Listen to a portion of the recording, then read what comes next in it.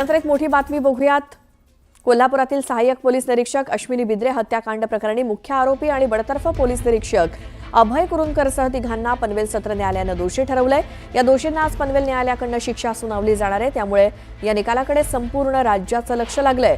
अश्विनी बिद्रेचं अपहरण, हत्या तसंच तिच्या शरीराचे तुकडे केल्याचा आरोप अभय कुरुंदकरवरती न्यायालयामध्ये सिद्ध झालाय, तर पुरावे नष्ट केल्याप्रकरणी त्याच्या साथीदारांना न्यायालयाने दोषी ठरवलंय।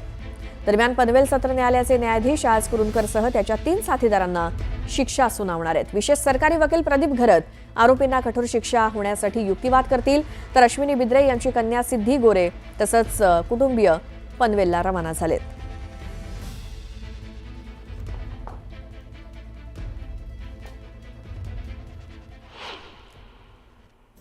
पुणे प्रादेशिक परिवहन कार्यालयाने गेल्या वर्षभरात 66,653 वाहनांवरती कारवाई केली आहे। त्यामध्ये विना हेल्मेट प्रवास करणारे सर्वाधिक 19,645 वाहन चालक आहेत, मात्र त्या खालोखाल वेग मर्यादेचं उल्लंघन करून वाहन चालवणारे 13,817 वाहन चालक असल्याचं स्पष्ट झालंय।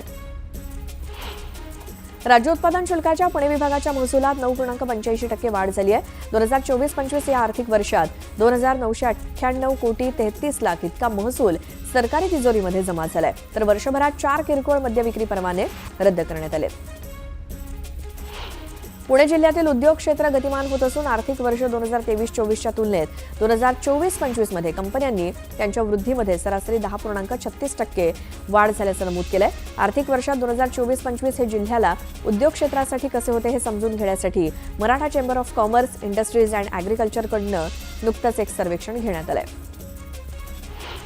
सोलापूर शहराचा पाणीपुरवठा सुरळीत होण्यासाठी अमृत योजनेतनं 892 कोटी 42 लाख रुपयांचा निधीचा प्रस्ताव महापालिकेनं महाराष्ट्र जीवन प्राधिकरणाकडे पाठवलाय, मात्र 3 वर्षांनंतरही तो प्रस्ताव कासव गतीनं पुढे सरकतोय असा अनुभव अधिकाऱ्यांना येतोय।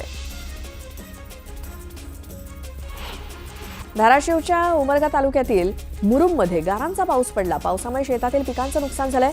आजही जिल्ह्यातील काही ठिकाणी पावसाचा अंदाज वर्तवण्यात आलाय। 10 वर्षीय मुलीवर अत्याचार करून तिची हत्या करण्यात आली। या प्रकरणी आरोपी आसिफ अकबरला पोलिसांनी घटनास्थळी नेत घटनेचं रिक्रिएशन केलं।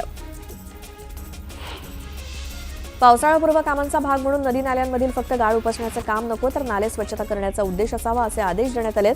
तसंच गाळ उपसण्याच्या पलीकडे जाऊन पावसाळ्यातील संभाव्य पूरस्थिती रोखणं हा देखील एक उद्देश असावा असं अतिरिक्त आयुक्त अभिजित बांगर यांनी पालिकेच्या यंत्रणेला दिले। सरकारी नमस्कार, सुप्रभात, मी श्वेता, तुम्ही बघताय न्यूज 18 लोकमत। सकाळचे 8 वाजता आहेत। या बुलेटिनची सुरुवात करूयात एका मोठ्या बातमीनं। कृषी मंत्री माणिकराव कोकाटे यांनी कांद्याच्या दरावरती बोलताना एक वादग्रस्त वक्तव्य केलं। कांद्याचे बाजारभाव पडायला शेतकरीच जबाबदार असल्याचं म्हणत त्यांनी कांदा उत्पादक शेतकऱ्यांना सुनावलं। एखाद्या शेतकऱ्याला कांद्याच्या बाजारभावाचा फायदा झाला म्हणून बाकी सगळे कांदा लावत सुटतात असं कोकाटे म्हणाले। दरम्यान कोकाटे यांच्या या वक्तव्यावरून आता पुन्हा एकदा वातावरण तापण्याची शक्यता आहे। एखाद्या शेतकऱ्याला 2-5 हजार रुपये भाव कांद्याला मिळाला म्हणजे बाकीचे गावातले सर्व शेतकरी कांदेच करत सुटतात, हा पण चुकीचा संदेश आहे। त्यामुळे आपल्याला किती कांदा करायला मर्यादा आहे की नाही, दुप्पट का तिप्पट। तुम्ही जर 50 पट कांदा करायला लागले तर 50 पट केल्यावरती भाव पडणारच आहेत ना। त्यामुळे किती लागवड करावी आणि कशी करावी या संदर्भातलं मार्गदर्शन सरकारने करणं अपेक्षित आहे, आणि या दृष्टिकोनातून आम्ही ॲग्रीस्टॅकच्या माध्यमातून शेतकऱ्यांना योग्य ते मार्गदर्शन करणार आहोत।